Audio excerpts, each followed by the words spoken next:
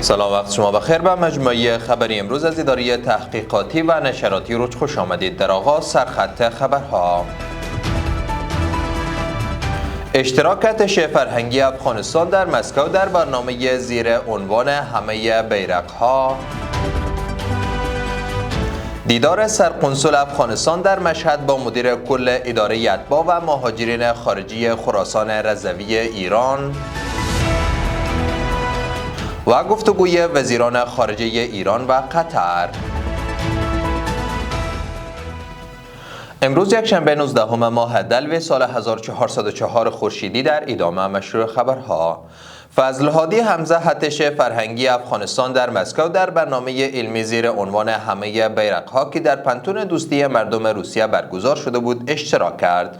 وزارت اطلاعات و فرهنگ میگوید که آقای حمزه با مسئولان این پانتون درباره وضعیت محصلان افغان گفتگو کرده و از آنان خواسته تا برای محصلان افغان محیط آموزشی مناسب فراهم کنند.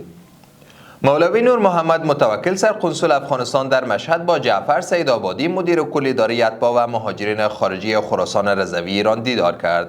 سرقنسولگری افغانستان در مشهد میگوید که در این دیدار دو طرف پیرامون اختصاص فضای کاری مناسب در محل اداره اتباع، غرض تسهیل اجرای روند تثبیت هویت ویژه، رسیدگی بهتر به مشکلات مهاجرین و هماهنگی بیشتر میان دو اداره گفتگو کردند. دفتر رسانه مقام ولایت قندهار میگوید که کار ساخت یک سرک چهارراهی امارات تا پل نساجی در این ولایت به ارزش 1 میلیارد و 800 میلیون افغانی آغاز شد. این سرک به طول 8 کیلومتر و عرض 80 متر ساخته می شود و کار ساخت فاز اول این پروژه حدود 2.5 کیلومتر بوده و 115 میلیون افغانی هزینه برمی‌دارد و کار ساخت آن در مدت 8 ماه تکمیل خواهد شد. و در اخیر سید عباس عراقچی وزیر امور خارجه ایران با محمد بن عبدالرحمن آل ثانی نخست وزیر و وزیر امور خارجه قطر دیدار کرد. وزارت امور خارجه ایران میگوید که دو طرف در این دیدار پیرامون روابط دو جانبه و تحولات منطقه‌ای و بین‌المللی گفتگو کردند. همچنان وزیران امور خارجه ایران و قطر بر مسئولیت مشترک همه کشورهای منطقه برای کمک به حفظ امنیت و ثبات پایدار در منطقه تاکید کردند.